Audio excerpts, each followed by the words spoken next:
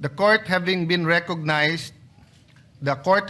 organized, and the articles of impeachment having been presented, let a writ of summons be issued to the Vice President, Zara Zimmerman Duterte, who is directed to file her answer within a non-extendable period of 10 days from receipt, pursuant to Article 7 of the Rules of Procedure of Impeachment Trial. She is directed to appear before the Session Hall of the Senate of the Philippines upon notice. The Sergeant at Arms is directed to serve the written summons on Vice President Sara Duterte along with a copy of the articles of impeachment.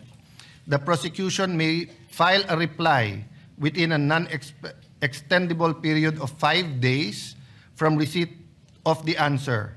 The parties may file their pleadings and annexes in person or through electronic mail. All other pleadings, motions, similar papers intended for the consideration of this court may be filed electronically.